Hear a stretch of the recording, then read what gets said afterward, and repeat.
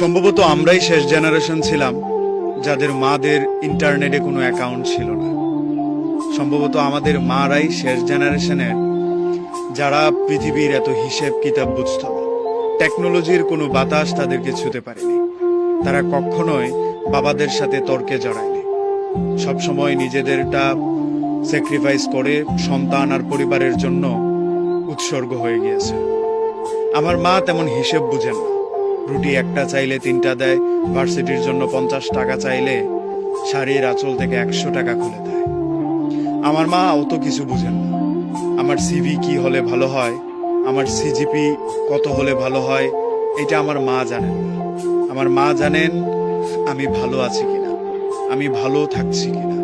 আমার মা ফোন দিয়ে অনেক কিছু জিজ্ঞাসার আগে খেয়েছি কিনা সেটাই জিজ্ঞাসা করতে বেশি পছন্দ করে।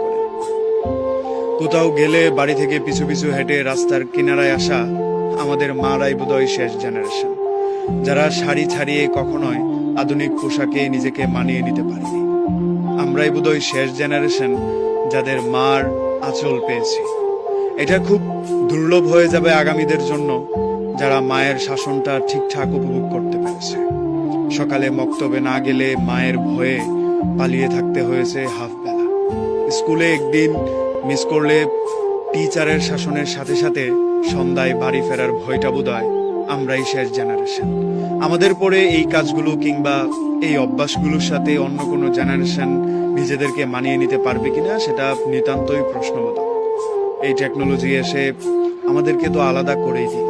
সারাদিন উপন্যাস ছেড়ে মোবাইলে ডুবে থাকা, মায়ের কথা শোনার বদলে নাটক দেখা বিষয়টা এখন অহরহ।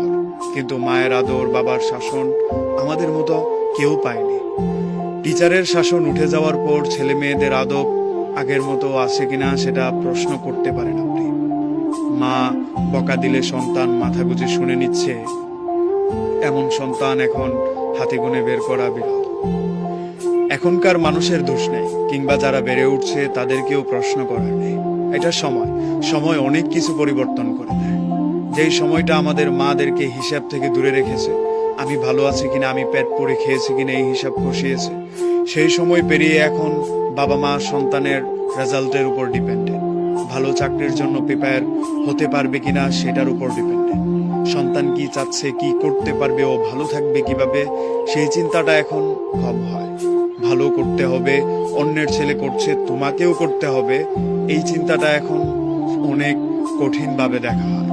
পরিবার আগের মতো সন্তানদেরকে সাপোর্ট দিচ্ছে কিনা সেটাও যথেষ্ট প্রশ্ন। আসলে আমরাই শেষ